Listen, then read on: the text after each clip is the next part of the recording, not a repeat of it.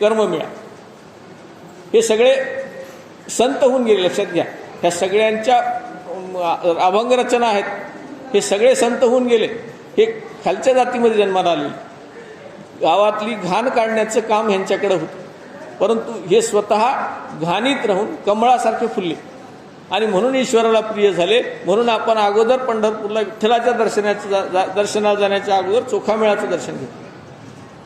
म्हणजे जे आपलं कर्म आपल्या वाटेला आलेलं आहे ते कर्म आपण निष्ठेने विठ्ठलाचं ईश्वराचं समजून केलं तर ते कर्मसुद्धा ईश्वरापर्यंत आपल्याला पोहोचवू शकतं. म्हणून कर्म करत असताना त्या कर्म देणाऱ्याचा हेतू स्पष्ट झाला पाहिजे. आपल्याला देवानी इथं जे पाठवलं ते हे कर्म करण्यासाठी पाठवलं. एखादी सुंदर मूर्ती तयार करणारा मूर्तिकार असेल तर त्याला ती कला देऊन पाठवली. लक्षात ठेवा, प्रत्येकामध्ये काहीतरी कला असते. कुणाकुणामध्ये फक्त चहाच, खूप चहा चांगला करण्याची कला असते. एका व्यक्तीने आयुष्यभर चहा चांगला केला, त्याचा चहा प्रसिद्ध होता, पण लोकांना माहिती नव्हता. पण देव त्याचं सुद्धा पांग फेडतो. कसं? येवले चहा तुम्ही सगळ्यांनी ऐकलं असेल. त्या येवलेचं एक छोटंसं दुकान होतं चहाचं. त्याची मुलं पुढे इंजिनियर झाली, त्यांनी त्याचा ब्रँड तयार केला आणि पूर्ण भारतामध्ये येवले चहा प्रसिद्ध झाला. एका छोट्या गोष्टीचं असं मोठ्या गोष्टीत रूपांतर होतं. तर लहान लहान गोष्टींना सुद्धा मोठं मार्केट किंवा मोठं नाव मिळू शकतं जर त्यांनी ती चानू नावाची जी मुलगी आहे ती मोळी विकायची आणि सगळ्यात मोठा भारा घेण्याची. उंचीला एवढीच आहे, 4-4.5 फुटाची, 57 किलो वजन आहे. तिने 200 किलो वजन उचललं. ती मोळी घेऊन यायची, मोळी विकायला जायची. तिच्या आईने बघितलं ही मोळी, मोठी मोळी आणते, सगळ्यामध्ये सगळ्या भावंडापेक्षा मोठी मोळी आणते, ही वजन उचलू शकते. तिला प्रशिक्षक मिळाले, शासनाने मदत केली आणि तिने खूप मोठे सुवर्णपदक जागची जिंकले आणि परवा ऑलिम्पिकमध्ये पदक जिंकलं. पहिलं पदक त्या मुलीने जिंकलं, आदिवासी मुली. असं तुमच्या कर्माला ईश्वराची साथ, दैवाची साथ ही मिळते. पण तुमच्यामध्ये कोणती कला आहे ती ओळखा. तिनं जर वजन उचलायची कला असताना भालाफेक खेळा असं जमलं असतं का? नाही जमलं. तिच्यामध्ये कोणती कला आहे ही ओळखणारा सुद्धा देवाने पाठवला. एखादी मुलगी रनिंग, एक मुलगा होता, त्याचं नाव माहीत नाही, तो शाळेला पळत यायचा 8 किलोमीटर, तरी त्याला दम लागायचा. त्याच्या शिक्षकांनी ओळखलं, अरे म्हणजे ह्याला पळण्यात फार पटायचं ह्या, आणि त्याची तयारी करून घेतली. तो ऑलिम्पिकमध्ये गेला खेळायला. हे गुण ओळखणारा सुद्धा देव पाठवतो आणि गुण सुद्धा देवच देत असतो. म्हणून ह्या दोन्ही गोष्टी आपण ओळखून त्याचा हेतू ओळखून आपण ते काम केलं पाहिजे. मी कोणत्या तरी निमित्तानं इथं आहे आणि माझं काम करून घेणारा तू आहेस, हे आपण समजलं पाहिजे. म्हणजे मी करतो हे प्रवचन, हे मी करतो असं नाही, माझ्याकडून कुणीतरी करून घेतंय. माझी एवढी बुद्धी नाहीच आहे, मी करूच शकत नाही. तुकाराम महाराज सुद्धा असंच म्हणतात, मी जे बोलतो ते मी नाही बोलत, माझ्याकडून कुणीतरी बोलतं, कुणीतरी माझ्याकडून बोलून घेतं.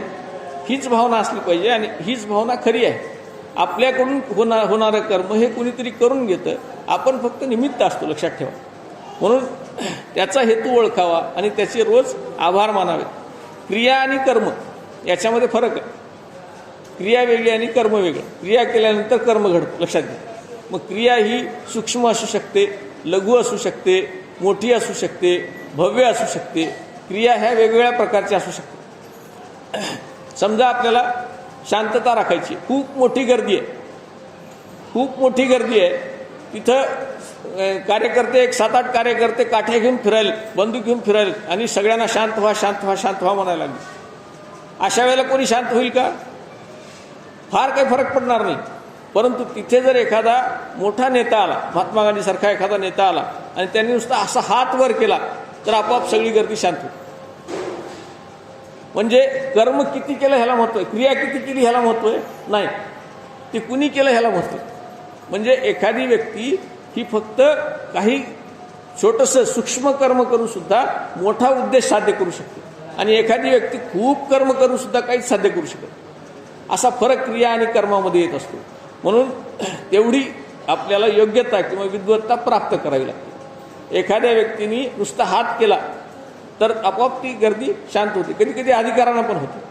समजा एखाद्या शाळेमध्ये गोंधळ चालू, शिक्षक खूप सांगायलेत, सेवक सांगायलेत, शांत बसा, शांत बसा, शांत बसा, कोणी ऐकत नाही.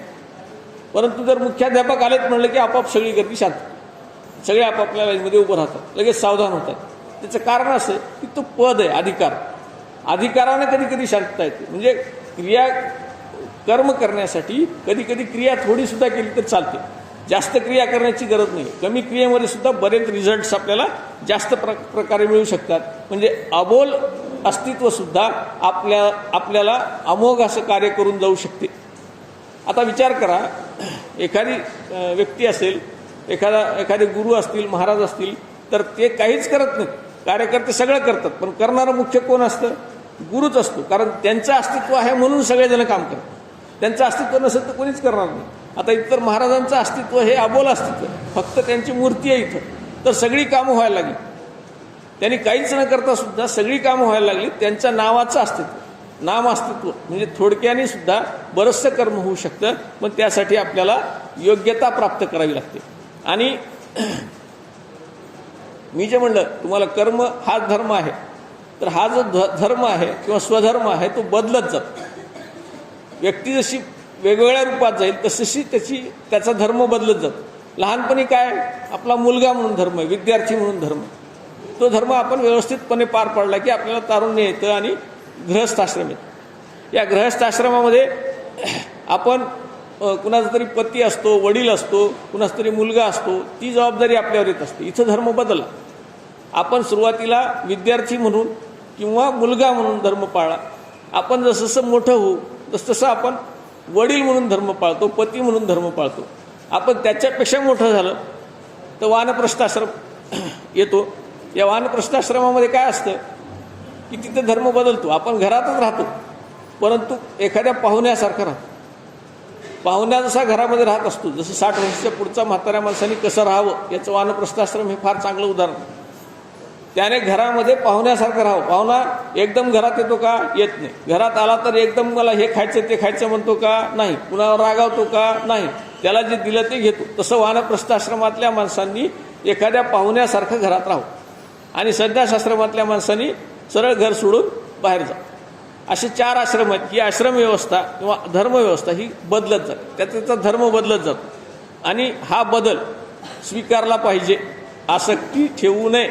आसक्ती ठेवू नये याचा अर्थ तरुणपणी तुम्ही लहान मुलासारखं वागू शकत नाही, म्हातारपणी लहान मुलासारखं वागू शकत नाही, म्हातारपणी तरुणासारखं वागू शकत नाही, तरुणपणी म्हाताऱ्यासारखं वागू शकत नाही. ज्या ज्या अवस्थेमध्ये आपण आहोत त्या त्या अवस्थेमध्ये आपण तसं कर्म करणं हा आपला धर्म, आणि तो धर्म आपण पालन केला पाहिजे.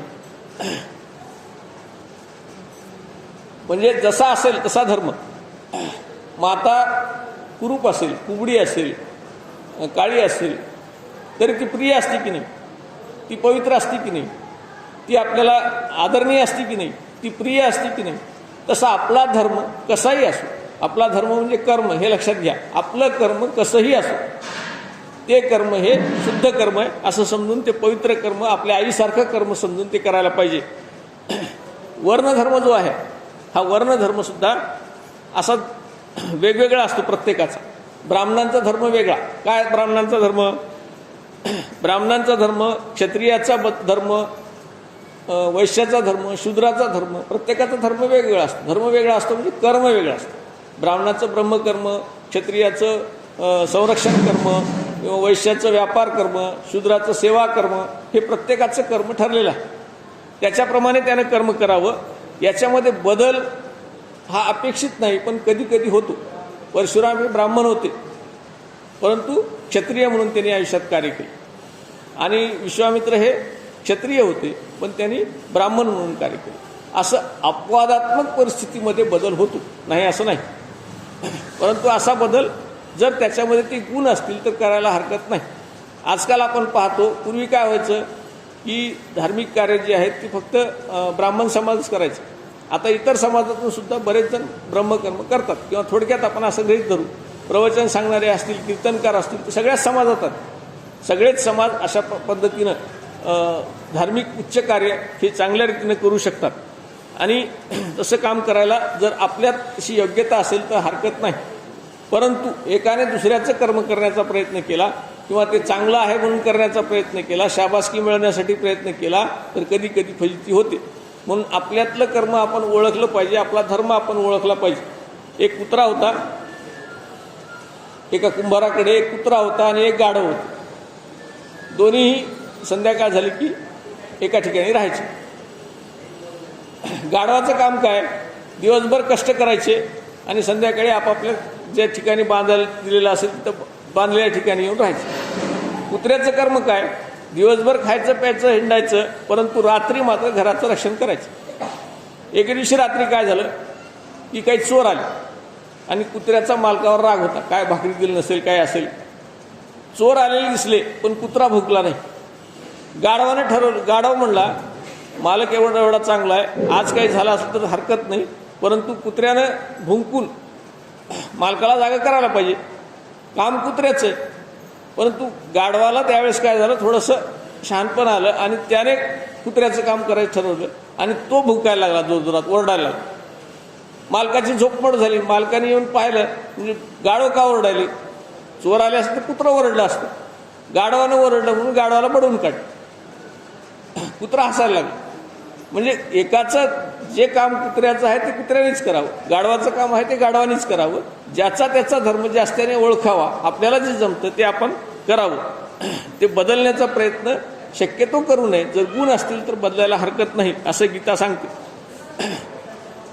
मग आपला धर्म हा गृहस्थ धर्म असेल, राष्ट्रधर्म असेल, कुठलाही धर्म असेल, याच्यामध्ये पण आसक्ती किंवा महत्त्वाकांक्षा नसावी. ते करण्यासाठी समजा राष्ट्रधर्म आहे आणि आता एखादं मुस्लिम राष्ट्र असेल आणि मुस्लिम राष्ट्रामध्ये जर काही हिंदू राहत असतील तर तिथला राष्ट्रधर्माप्रमाणे मुस्लिमांनी हिंदूवर अन्याय करू नये, अशी आसक्ती काही कामाची नाही.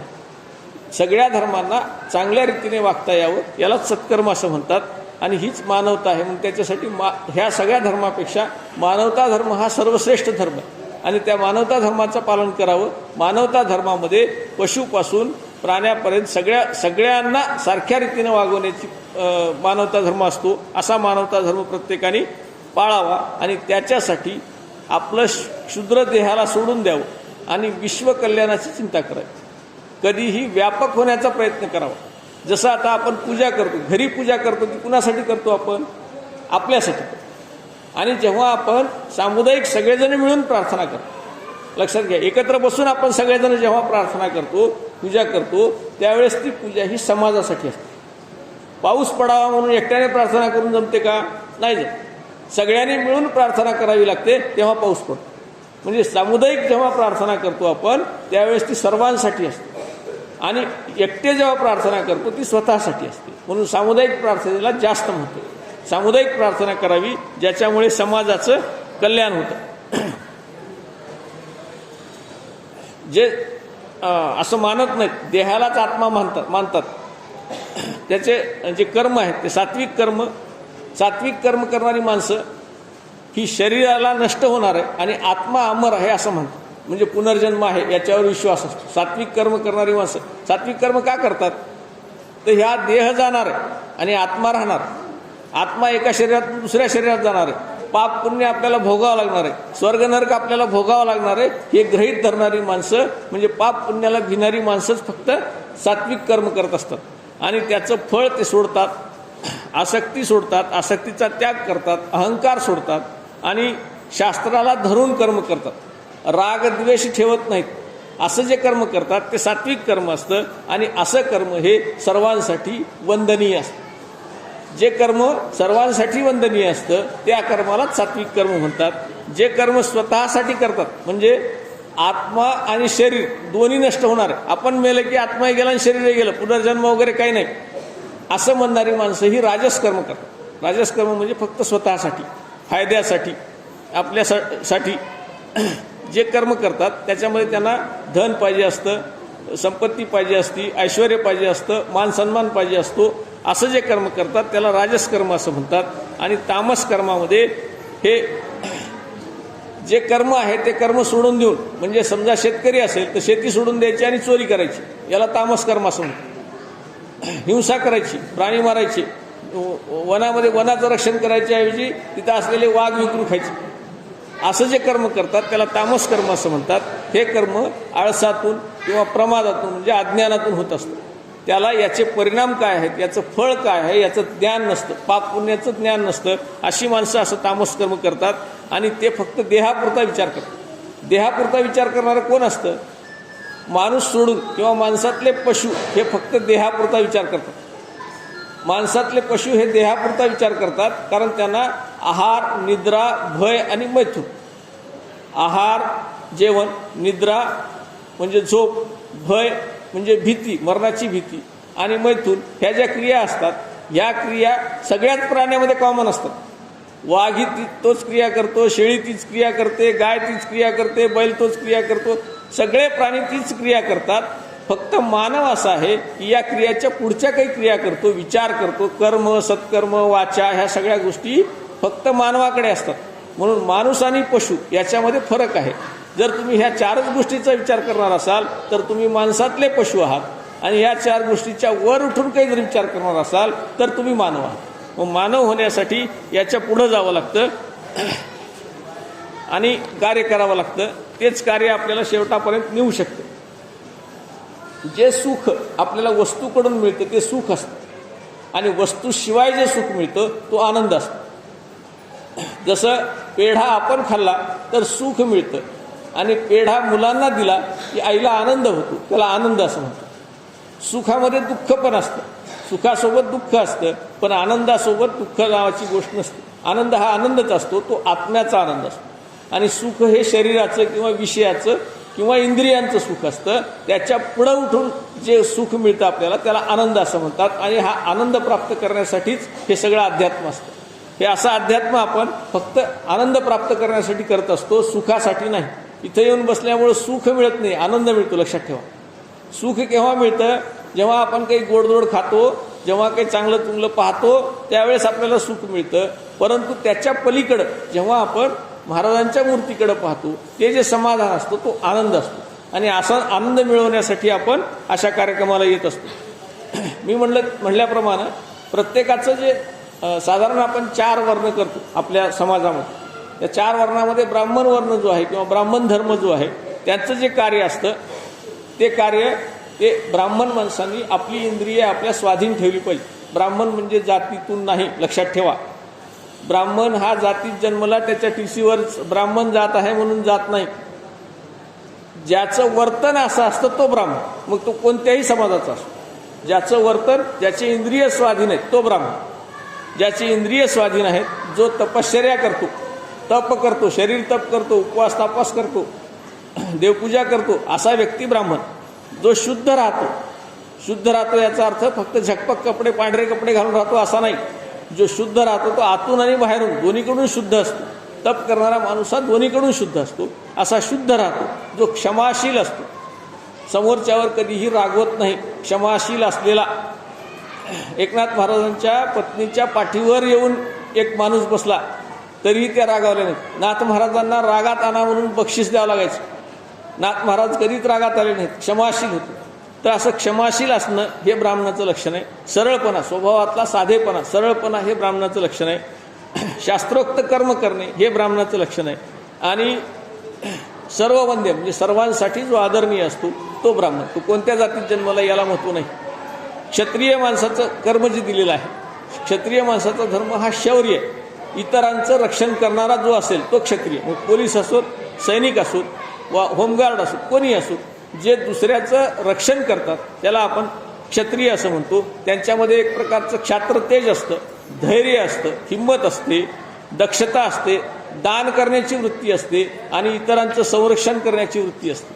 हे गुण ज्यांच्यामध्ये आहेत अशा गुणाच्या माणसाला क्षत्रिय म्हणतात. वैश्य जी माणसं शेती करतात, गोपालन करतात किंवा पशुपालन करतात, वेगवेगळ्या प्राण्यांचं पालन करतात, पोषण करतात, संवर्धन करतात, त्यांना आपण वैश्य असं म्हणतो. आणि व्यापार करणारे, शेती आणि व्यापार ह्या दोघांनाही वैश्यच असा शब्द वापरलेला आहे.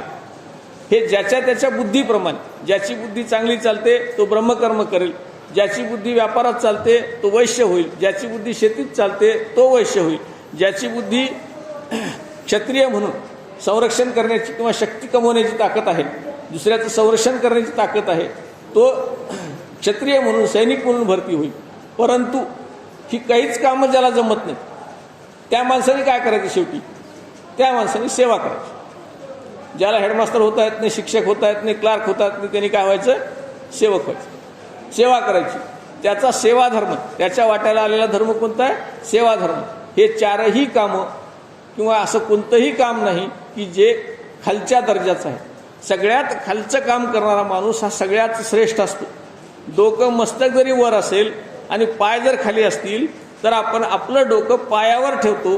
पाय हे खाली आहेत कारण ते सेवा करणारे आणि म्हणून ते सर्वश्रेष्ठ आहेत. एखाद्या संताचे पाय हे त्या संताची सेवा करतात, ते सर्वश्रेष्ठ आहेत. म्हणून आपलं डोकं आपण त्यांच्या पायावर ठेवतो, लक्षात ठेवा. म्हणून सेवा करणारी ही व्यक्ती सगळ्यात श्रेष्ठ असते. म्हणून नरेंद्र मोदी गंगा सफाई करणाऱ्या कर्मचाऱ्यांचे पाय धुतात, लक्षात ठेवा. म्हणून सफाई कर्मचाऱ्यांचा सत्कार केला जातो. स्वच्छता करणारे हे देवाला बोलवणारे असतात, देव त्यांच्या मार्फत येत असतो. म्हणून स्वच्छता कर्मचाऱ्याला सगळ्यात जास्त महत्त्व. म्हणून जो सगळ्यात घाण साफ करणारा माणूस आहे व ते एक विनोद फिरत होता व्हॉट्सअपला की मुलगा आईला सांगतो, मम्मा कचरा करने वाला आया. कचरा करने वाला नहीं, कचरा साफ करने वाला आया. आपणच आहेत कचरे करनेवाले. कचरा करनेवाले आपण आहेत आणि साफ करनेवाला येतो घरी आपल्या, तो घेऊन जातो कचरा. तो श्रेष्ठ आहे आणि आपण कनिष्ठ आहे. म्हणून जो सेवा करतो तो सगळ्यात श्रेष्ठ असतो. म्हणून सेवेचं काम जर आपल्याकडे आलं तर ते काम वाईट आहे असं कधीही समजायचं नाही. इथं आज आपण अन्नदान केलं ह्या महाराजांच्या माध्यमातून. अन्नछत्र झालं, सगळ्यांनी जेवले. ज्यांनी पत्राळी सावडल्या, ज्यांनी तिथलं हॉल साफ केला तो सगळ्यात श्रेष्ठ आहे. ज्यांनी जेवायला वाढलं ते श्रेष्ठ आहे. ज्यांनी दान दिलं, पैसे दिले ते तर श्रेष्ठ आहेत, नाही असं नाही. परंतु सगळ्यात श्रेष्ठ कुणाला म्हणायचं असेल, निवडायचं असेल तर ज्यांनी सगळ्यात छोटं काम केलं तो सगळ्यात श्रेष्ठ. काम हे कधी छोटं मोठं नसतं, तो करणारा कसा आहे त्याच्यावर ते अवलंबून असतं. म्हणून शूद्र असेल तर तो समाजातला सगळ्यात लहान नाही, तो सगळ्यात मोठा माणूस आहे, लक्षात घ्या. ते स्वच्छ करतात म्हणून आपण जगू शकतो. त्यांनी जर स्वच्छ नाही केलं तर आपण जगू शकत नाही. शाळेतली घाण साफ नाही केली, मंदिरातली घाण साफ नाही केली तर कार्यक्रमच होणार नाही. जे घाण साफ करतील ते श्रेष्ठ आहेत कारण त्यांच्यामुळे कार्यक्रम होतात, हे लक्षात घ्या. म्हणून जी साधना किंवा जे धर्म आपण पाळणार आहोत तो अत्युच्च श्रेणीचा असला पाहिजे. धर्म आपण जे काम करणार आहोत, कुठलंही काम करा, जे काम आपल्या वाटेला आलेलं आहे ते उच्च प्रतीचं झालं पाहिजे. त्याच्यातून तुमचं कर्म दिसलं पाहिजे, त्याच्यातून तुमचा विठ्ठल दिसला पाहिजे. जसं गोऱ्या थापल्यानंतर जनाबाईच्या गोऱ्यातून विठ्ठल विठ्ठल असा आवाज यायचा, चोखोबांच्या हाडातून विठ्ठल विठ्ठल असा आवाज आला, तसं आपल्या कर्मातून विठ्ठल विठ्ठल आवाज आला पाहिजे. तसं कर्म आपल्याला करता आलं पाहिजे. म्हणून पुंडलिका समान जर कर्म केलं तर आपलं परब्रह्म आपल्या भेटीला येतं. युगे 28 विटेवरी उभा. कशासाठी उभा आहे? तुम्ही पुंडलिकासारखं कर्म करा, त्याच्यासाठी तो उभा आहे. तुमच्या भेटीसाठी तो उभा आहे. हातात कमळ घेऊन उभा आहे. असं कमळ भक्तांच्या भेटीसाठी तो घेऊन उभा आहे. पण तसं कर्म करणारी माणसं पाहिजेत. परंतु कर्म न करता कर्म टाळणारीच माणसं जास्त. कर्म कष्टाळू पाहिजेत, कर्म कसं टाळू म्हणणारे नको. कर्म कसं टाळू म्हणणारे असतील तर त्यांची टाळू बडवणारा देव आहे. आणि कर्म कसं करू म्हणणारे असतील, जे जास्तीत जास्त चांगलं करू म्हणणारे असतील, कुठलंही काम असो, साधी रांगोळी काढायची असो, आपलं घर स्वच्छ करायचं असो, कुठलंही काम आपण सकाळी उठल्यापासून संध्याकाळी झोपेपर्यंत किंवा झोपसुद्धा अतिशय शांत आणि ईश्वर चिंतनात आली पाहिजे. आणि आपल्या कामातून आपला ईश्वर दिसला पाहिजे, ईश्वराचा हेतू दिसला पाहिजे. असं एक शेर आहे, खुद ही को कर बुलंद इतना, खुद ही को कर बुलंद इतना कि खुदा खुद बंदे से पूछे बता तेरी रजा क्या है. स्वतःला इतकं उंच न्या, स्वतःला इतकं मोठं करा. कामातून कर्मातून, आपल्या कर्मातून ईश्वर चांगला दिसला तर देव तुमच्या समोर उभं राहतो, तुला काय पाहिजे ते सांग. परंतु पुंडलिकानं वीट फेकली, मला माझं काम करू दे, मी तुला भेटायला वेळ नाही माझ्याकडं, मला माझ्या आईवडिलांची सेवा करायची. आईवडिलांच्या सेवेमध्ये तो इतका मग्न झाला की विठ्ठलाला 28 युगे वाट बघावी लागली विटेवर उभं राहून. इतकं कर्म आपण जे कर्म करतो आहोत ते अशा पद्धतीने केलं तर देवसुद्धा आपल्याला प्रसन्न होतो. मागावं काय हेही कळलं पाहिजे. काल सांगितलं पाळेकर महाराजांनी की देवाला मागत असताना एकच मागा, तू माझ्या घरी ये, मी तुझा आहे, अशाच मागण्या करायच्या असतात. परंतु मागावं कसं हे कळत नाही. देव प्रसन्न झाला की लोक मागतात, मला सगळं सोनं मिळू दे, मी जिथं हात लावेल तिथं सोनं होऊ दे.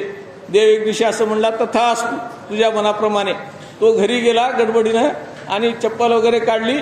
मुलगी पळत पळत आली, मुलगी पळत पळत आली, मुलीच्या डोक्यावर हात ठेवला, मुलगी सोन्याची झाली. आता काय, तिला बाजारात सोनं विकून मग पैसे आणायची वेळ. पुन्हा देवाकडे जावं लागलं. देवा तुझा वर माग की काय मागावं हे पण कळलं पाहिजे. सोनं मागावं, चांदी मागावी हे मागणं नाही आहे. देवा तू माझा हो, मी तुझा होतो असं मागितलं पाहिजे. देवा तू माझ्या घरी ये असं मागितलं पाहिजे. देव म्हणून आणि काही मागायचंच नाही. सगळ्यात मोठा उपाय, सगळ्यात चांगला उपाय एकच आहे की देवाला काही मागायचंच नाही. त्याला सांगायचं तुला कळतं ना मला काय पाहिजे ते, मी मागायची काय गरज. देवाला सगळंच कळते. तू देवाला कळत नाही असं काय. तुम्ही कशासाठी देवाच्या पाया पडायला हे पण देवाला कळतं. म्हणून काहीच मागायचं नाही. निरपेक्षपणे त्याच्यासमोर त्याच्या पायावर डोकं ठेवायचं आणि तुला काय वाटेल ते दे. तू जे देशील ते मी घ्यायला तयार. तू माझ्या डोक्यावर एक टपली मारलास तरी मी घ्यायला तयार. तुझा स्पर्श होईल त्या निमित्ताने असं म्हणून आपण त्यांनी जे दिलं ते घ्यायला पाहिजे. आणि मागणं हे चुकीचं आहे. मागायचं नसतंच आहे. आणि फळावरच ध्यान ठेवायचं नाही. कर्मफळ हे फळ मिळणार आहे आपल्याला. महिन्याचा पगार मिळणार आहे, दिवसाचा रोजगार मिळणार आहे, संध्याकाळी काहीतरी मिळणार आहे. याच्यावर लक्ष ठेवून जर तुम्ही काम करायला लागलात तर कामामध्ये शिथिलता येते. जर पगार आता महिन्याला पगार मिळणार आहे किंवा आठवड्याला रोजगार मिळणार आहे, रोजचा रोजगार रोज मिळणार आहे किंवा आपलं वर्ष संपल्यानंतर आपल्याला शेतीच्या पिकातून पैसे मिळणार आहेत, याच्यावरच जर लक्ष ठेवलं तर कामात लक्ष लागत नाही. पूर्ण कर्म हे पूजा समजून करायचं. त्याचं फळ तो देणारच आहे आणि ते फळ त्याने दिलेलं मी स्वीकारणार आहे असं गृहीत धरून कर्म करायचं. कर्म फळावर ध्यान कधीच ठेवायचं नाही. म्हणून कर्म हे पायऱ्या पायऱ्यांनी जसं आपल्याला जमतं तसं चढत्या क्रमाने कर्म करावं आणि मन लावून करावं. म्हणून आपण त्याचे अंश आहेत. आपण ह्या सृष्टीमध्ये जे जीव आहेत ते सगळे देवाचे अंश आहेत. तो परमात्मा आहे आणि आपण आत्मा आहे. लक्षात ठेवा. एका ज्योतीपासून ह्या सगळ्या ज्योती निर्माण झालेल्या आहेत. आपण त्याची मुलं आहेत. तो परमात्मा आहे आणि आपण आत्मा आहे एवढं लक्षात ठेवायचं आणि आपलं फळ हे त्याला अर्पण करायचं. म्हणून जीवाने आपलं कर्मफळ हे भगवंताला अर्पण करून कर्म करावे. आणि मी जे कर्म करतो आहे ते तुझंच आहे, मी जी शेती करतो आहे ती तुझी आहे, मी जो व्यवसाय करतो आहे तो तुझा आहे असं म्हणावं. आणि आपलं पूर्ण कर्म हे त्याला पूर्णांशाने अर्पण करावं. आणि संन्यास वगैरे घेण्याचा विचार करू नये, त्यागाचा विचार करावा. कर्मफल त्याग, कर्मफल त्याग याचा अर्थ सोडून देणे असा नाही, त्याला अर्पण करणे असा अर्थ घेऊन ते कर्म आपल्याकडून पार पडावं आणि आपल्याला असा कर्मसन्यास किंवा मोक्ष संन्यास मिळावा आणि आपल्याला ईश्वर प्राप्त व्हावा अशी इच्छा व्यक्त करून आजची सेवा इथे मी पूर्ण करतो. संयोजकांचे नरहरी माळी, फुलारी आणि मकरंद जोशी ह्या सगळ्यांनी, ह्या ट्रस्टनी आणि सगळ्यात महत्त्वाचं म्हणजे मी तुम्हाला सुरुवातीलाच सांगितलं की श्रोत्यांनी मला साथ दिली म्हणून माझा संकल्प पूर्ण झाला. माझ्या पाठीशी महाराजांनी आशीर्वाद दिला म्हणून माझा संकल्प पूर्ण झाला. आपणा सर्वांना ईश्वर प्राप्त हो अशी इच्छा व्यक्त करून मी माझी सेवा ईश्वरचरणी अर्पण करतो. संत श्री सद्गुरु चुडामणी बालादास महाराज की, रेणुका माता की, ज्ञानेश्वर माऊली महाराज की, जगद्गुरु तुकाराम महाराज की. यानंतर पसायदान होईल आणि आपली सेवा इथे संपेल. आता विश्वात्मके देवे येणे वाग्यज्ञ तोषावे, तोषो निमज द्यावे पसायदान हे. जे खळांची व्यंकटी सांडो तया सत्कर्मी रती वाढो. भूता परस्परे पडो मैत्र जीवांचे, दुरितांचे तिमिर जाहो. विश्वस्वधर्म सूर्य पाहो, जो जे वांछिल तो ते लाहो. प्राणी जातो वर्षत सकळ मंगळी, ईश्वर निष्ठांची मांदियाळी. अनवरत भूमंडळी भेट तू या भूता. चला कल्पतरूंचे आरव, चेतना चिंतामणीचे गाव. बोलते जे अर्णव पियुषांचे, चंद्रमे जे अलांछन. मार्तंड जे तापहीन, ते सर्वाही सदा सज्जन. सोयरे हो तू किंबहुना सर्व सुखी, पूर्ण होऊनी ती लोकी. भजजो आदिपुरुखी अखंडित आणि ग्रंथोपजीविये. विशेषी लोकी गिये दृष्टादृष्ट विजय होवावेजी. येथ म्हणे श्री विश्वेश्वराहो, हा होईल दान कसाहो. येणे वरे ज्ञान देवो